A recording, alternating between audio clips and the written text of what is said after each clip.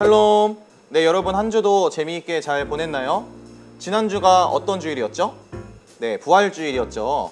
현장 예배에 나왔던 친구들은 같이 맛있는 것을 담은 에그 캡슐을 꾸몄었고, 또 오랫동안 보지 못했던 친구들은 전도사님이 직접 방문해서 선물을 또 줬었습니다. 가능한 많은 친구들을 만나고 싶었는데 실제로 한 번도 본 적이 없던 그런 친구들이나 등록한 지 얼마 안 된 친구들, 그런 친구들 위주로 갔으니까 왜 나는 우리 집에는 안 오셨지? 이렇게 생각이 들어도 너무 서운해하지는 말았으면 좋겠습니다.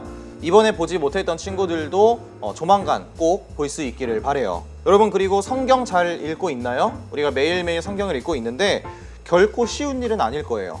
근데 꾸준히 하고 있는 친구들은 조금 더 힘을 내서 끝까지 다 완주를 했으면 좋겠고, 아직 시작을 못했거나 아니면 중간에 너무 힘들어서 포기했던 친구들도 이번 거부터라도 다시 한번 시작을 했으면 좋겠어요. 하나님의 말씀을 읽다 보면요, 삶에서 많은 변화가 일어나고 또 정말 많은 것을 느끼게 됩니다.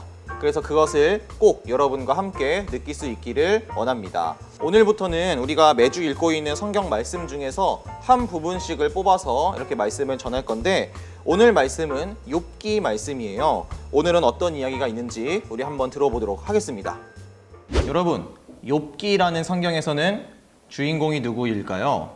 아마 눈치 빠른 친구들은 이미 눈치채셨겠지만 바로 욥이라고 하는 사람이 나옵니다. 이 욥은 어떤 사람이냐면요, 욥기 1장 1절에 이렇게 나와 있어요. 흠이 없고 정직하고 하나님을 경외하고 악을 멀리하는 사람이다 라고 나와 있습니다. 엄청난 사람이죠. 뿐만 아니라 욥은 굉장한 부자였어요. 아들이 7명, 딸이 3명이 있었고, 양이 7,000마리, 낙타가 3,000마리, 소가 1,000마리, 암나귀가 500마리, 그리고 하인들도 엄청나게 많았다라고 나와 있습니다. 어느 정도였냐면요, 동방에서 가장 큰 부자였다라고 해요. 여러분, 만수르 알죠? 석유 재벌, 이 만수르처럼 엄청난 부자였던 것 같아요. 그래서 이 욥은요, 돈만 많을 뿐만 아니라 하나님도 엄청 잘 믿는 거의 완벽한 사람이었다라는 거죠. 여러분, 어때요? 부럽나요? 전사님은 사실 좀 부러워요. 엄청난 부자인데다가 인성도 좋아. 완전 롤모델이죠. 심지어 하나님도 욥을 인정을 하세요. 성경 말씀 보니까 하나님께서 사탄에게 욥을 막 자랑을 하시는 모습이 있어요. 마치 부모님이 자식을 자랑하듯이 사탄에게 이렇게 하는 거예요. 야, 너 욥 봤어? 이 세상에서 욥처럼 흠이 없고 정직하고 하나님 잘 믿는 사람 없어? 이러면서 엄청 막 자랑을 하세요. 진짜 세상에서 가장 부러운 사람이죠. 그런데 어느 날 이렇게 잘 살고 있는 이 완벽한 욥에게 청천벽력과 같은 소식이 들려옵니다. 우리 함께 14절에서 15절 말씀을 읽어보겠습니다. 일꾼 하나가 욥에게 달려와서 다급하게 말하였다. 우리가 소를 몰아 밭을 갈고 나귀들은 그 근처에서 풀을 뜯고 있는데 스바 사람들이 갑자기 들이닥쳐 가축들을 빼앗아가고 종들을 칼로 쳐서 죽였습니다. 저 혼자만 겨우 살아남아서 주인 어른께 이렇게 소식을 전해드립니다. 욥이 집에 있었는데 갑자기 하인 한 명이 헐레벌떡 막 달려오는 거예요. 그래서 무슨 일인가 하고 이제 이야기를 들어보니까 우리가 읽은 말씀처럼 이 하인이 말을 했어요. 아까 욥이 엄청난 부자라고 했죠. 양이 7,000마리, 낙타 3,000마리, 소 1,000마리, 암나귀 500마리, 이렇게 엄청나게 많은 재산을 갖고 있었는데 갑자기 어떤 사람들이 몰려와서 소와 나귀를 다 빼앗아가 버렸대요. 뿐만 아니라 이 엄청나게 많은 하인들, 종들까지 다 죽였다고 해요. 그 엄청나게 많던 욥의 재산 중에 일부가, 거의 절반이 하루아침에 사라진 거죠. 그런데 욥이 이 소식을 듣고 있는데 이 하인의 말이 끝나기도 전에 또 다른 하인이 달려옵니다. 우리 이번에는 16절 말씀을 읽어볼게요. 이 일꾼이 아직 말을 다 마치지도 않았는데 또 다른 사람이 달려와서 말하였다. 하늘에서 하나님의 불이 떨어져서 양떼와 목동들을 살라버렸습니다. 저 혼자만 겨우 살아남아서 주인 어른께 이렇게 소식을 전해드립니다. 아까는 어떤 사람들이 와서 소와 나귀들을 다 빼앗아 갔다고 했었죠. 이번에는 하늘에서 갑자기 불이 왕 떨어져서 양떼들과 그 양을 치던 목동들을 다 죽였대요. 여러분, 엎친데 덮친격 혹은 설상가상이라는 말을 혹시 들어봤나요? 이 말은요, 안 좋은 일이 계속 연속적으로 겹쳐서 일어날 때 쓰는 말이에요. 지금 욥의 상황이랑 딱 맞는 얘기죠. 그런데 또 이 두 번째 하인의 말이 끝나기도 전에 또 다른 사람이 달려옵니다. 그런데 그 달려오는 사람의 표정 역시 좋은 표정이 아니에요. 굉장히 안 좋은 표정이에요. 17절 말씀을 읽어볼게요. 이 사람도 아직 말을 다 마치지 않았는데 또 다른 사람이 달려와서 말하였다. 갈대아 사람 세 무리가 갑자기 낙타떼에게 달려들어서 모두 끌어가고 종들을 칼로 쳐서 죽였습니다. 저 혼자만 겨우 살아남아서 주인 어른께 이렇게 소식을 전해드립니다. 이번에도 어떤 사람들이 와서 아까 소랑 그런 거를 빼앗은 것처럼 낙타떼를 이번에는 빼앗아 갔대요. 그리고 그 낙타떼를 지키고 있던 하인들을 또 모조리 죽여버렸다라는 소식을 또 듣게 됐습니다. 아까 욥이 양, 낙타, 소, 나귀, 하인들을 엄청나게 많이 갖고 있다고 했었죠? 이제 그 모든 것이 사라졌어요. 누가 다 뺏어가고 누가 다 죽였어요. 지금으로 따지면 욥이 아주 큰 사업을 해서 완전 세계적인 기업을 만들어 놨는데 그 기업의 회장님인데 하루아침에 회사가 부도가 나고 쫄딱 망하게 된 거죠. 세상에서 가장 큰 부자였던 사람이 이제는 아무것도 가진 게 없는 사람이 되어버렸습니다. 여러분, 여기까지만 해도 어때요? 욥이 부럽나요?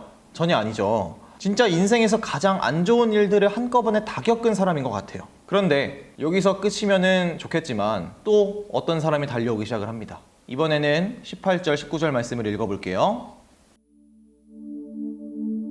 이 사람도 아직 말을 다 마치지 않았는데 또 다른 사람이 달려와서 말하였다.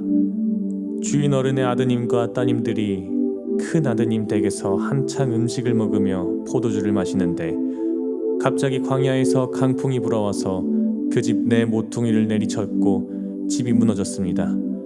그때 젊은 사람들이 그 속에 깔려서 모두 죽었습니다.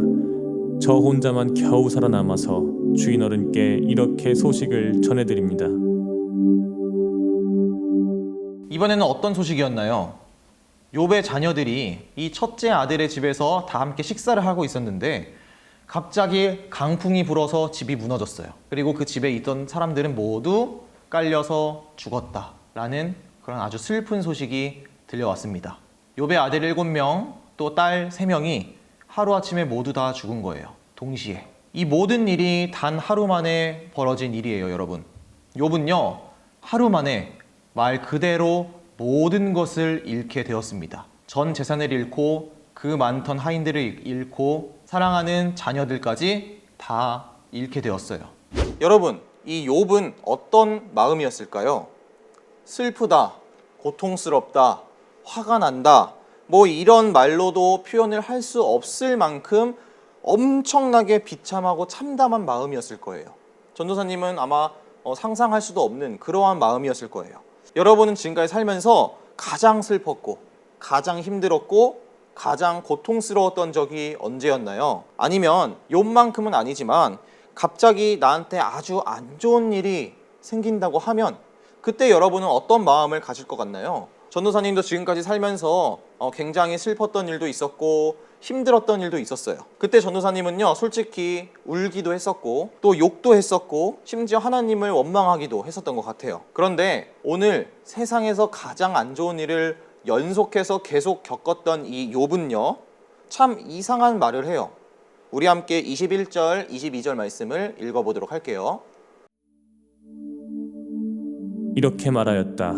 모태에서 빈손으로 태어났으니 죽을 때에도 빈손으로 돌아갈 것입니다. 주신 분도 주님이시요 가져가신 분도 주님이시니 주의 이름을 찬양할 뿐입니다. 이렇게 욥은 이 모든 어려움을 당하고서도 죄를 짓지 않았으며 어리석게 하나님을 원망하지도 않았다. 욥이 어떻게 했대요? 하나님을 찬양했대요. 찬양. 여러분, 이해가 되나요? 아니, 욥은 지금 전 재산을 잃고 자녀도 잃었어요. 그런데 무엇을 했다고요? 찬양을 했다라는 거예요. 너무 큰 충격을 받아서 욥이 미치기라도 한 걸까요?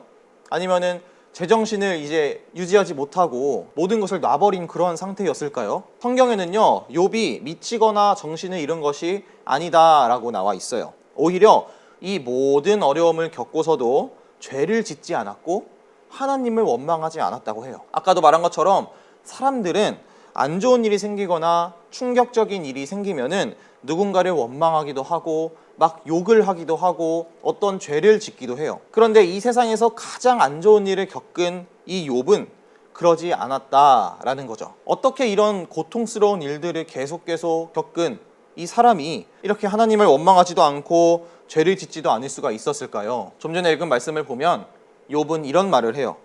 나에게 있었던 그 많은 재산들과 자녀들은 하나님께서 나에게 주신 것이니 다시 가져가셔도 저는 괜찮습니다 라는 말을 해요. 이것은 지금 우리가 갖고 있는 많은 것들 있잖아요. 그런 것들이 모두 하나님께서 주신 거라는 거예요. 단 하나도 내가 뭔가를 잘하고 내가 무엇을 해서 얻은 것이 아니라는 거죠. 지금 여러분이 살고 있는 집, 또 여러분의 친구와 가족들, 그리고 여러분의 건강, 이런 것들이 모두 내가 잘해서 갖게 된 것이 아니라 하나님께서 주신 거라는 거예요. 그렇기 때문에 물론 내 모든 것이 하루아침에 사라지면은 당연히 슬프겠지만 애초에 내 것이 아니기 때문에 하나님을 원망할 필요도 없고 죄를 지을 이유도 없다라는 거죠. 여러분, 전도사님이 여러분에게 이렇게 말했지만 사실 이거는 결코 쉬운 생각이 아니에요. 결코 쉽게 가질 수 있는 믿음이 아니죠. 정말로 말 그대로 엄청난 믿음이에요. 그런데 여러분, 우리는 결과적으로 이러한 믿음을 가질 수 있어야 한다라는 거예요. 여러분, 만약에 세상을 살면서 이 모든 것이 내 거고 또 내가 진짜 잘해서 나 때문에 내가 이런 것을 누릴 수 있는 거다라고 생각을 하면 어떻게 될까요? 내 마음대로 살게 되고 또 굉장히 교만해질 거예요. 그런데 반대로 모든 것이 하나님께서 나에게 선물로 주신 것이다 라는 마음으로 살면 어떻게 될까요? 매일매일 감사한 마음으로 살게 되고 겸손한 마음으로 살게 될 거예요. 그리고 내게 아니라 하나님께서 나에게 주신 것이기 때문에 이 세상 모든 것을 정말 소중하게 생각할 수 있게 될 거예요. 욥은 하루하루를 그런 마음으로 살고 있었다라는 거죠. 지금은 이것이 참 어렵게 느껴질 수 있지만 우리 모두가 결국에는 이 욥과 같은 믿음을 가질 수 있기를 바라요. 이제 막 하나님을 믿게 된 친구도 있을 것이고 아직은 믿지 못하고 있는 친구도 있을 것이고 조금씩 믿어져 가는 친구들도 있을 거예요. 그러나 하루하루 지나갈수록 하나님을 믿는 그 믿음이 더욱더 성장하는, 그리고 욥처럼 정말 엄청나고 위대한 믿음을 가질 수 있는 우리 디주니어 여러분이 되기를 주님의 이름으로 축복합니다. 전도사님이 기도할게요. 하나님 감사합니다.